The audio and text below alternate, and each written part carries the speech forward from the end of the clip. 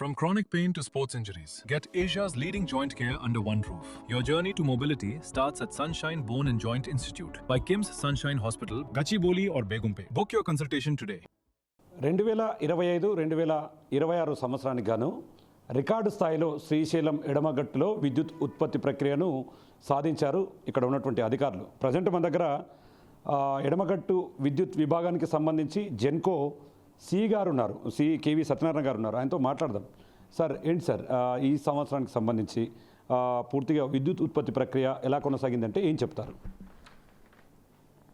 విద్యుత్ ఉత్పత్తి ప్రక్రియలో ఈ 2025-26 సంవత్సరంలో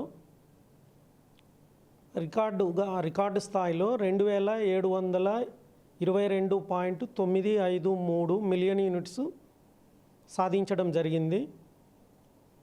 ఇంతకుముందు 2007-8 సంవత్సరంలో ఉన్న పాత రికార్డుని 2544 మిలియన్ యూనిట్స్ ఉన్న రికార్డుని అధిగమించడం జరిగింది.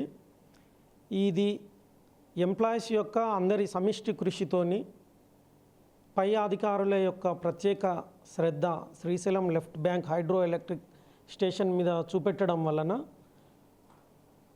ఫ్రీక్వెంట్గా ఎస్ఎల్బిహెచ్ విజిట్ చేసి ఎంప్లాయీస్ని కూడా అంతా ఉత్తేజభరితులను చేసి వర్క్ మీద ఎక్కువగా కాన్సన్ట్రేట్ చేస్తూ ప్రణాళికలన్నీ రచించి వెనుక ఉండి మమ్మల్ని అందరినీ ముందు నడిపించినట్టుగా చేసిన హెడ్ క్వార్టర్ అధికారులకి అందరికీ కృషి వల్ల ఇది సాధ్యమైంది. సో ఇలాగే మరిన్ని రికార్డులు రాబోయే కాలంలో Srisailam left bank hydroelectric station సాధించాలని కోరుకుంటున్నాను. సార్ అంటే మొత్తంగా ఇది సాధించడానికి ఎంత వాటర్ను యూజ్ చేశారు? దాన్ని ఎలా చెప్తారు? దానికి సంబంధించినటువంటి పరిమాణాలు దాన్ని చెప్పాలంటే ఏం చెప్తారు సార్? అంటే 524.8 టీఎంసీలు వాడడం ద్వారా ఈ 2025-26 సంవత్సరంలో ఈ రికార్డును సాధించడం జరిగింది.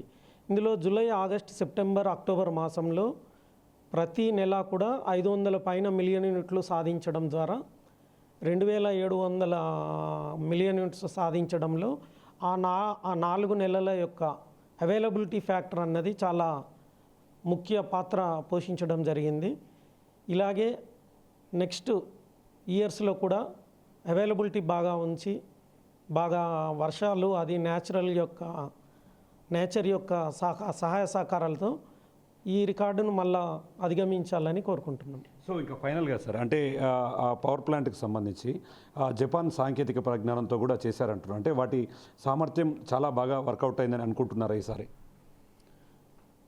జపాను సాంకేతికతతో నిర్మించబడిన 2001, 2002, 2003 సంవత్సరాలలో ప్రతి సంవత్సరము 2 యూనిట్స్ని సిఓడి చేస్తూ వచ్చి ఆ జపాన్ సాంకేతిక కూడా ఈ విజయంలో ముఖ్యమైన పాత్ర ఉన్నదని నమ్ముతున్నాం.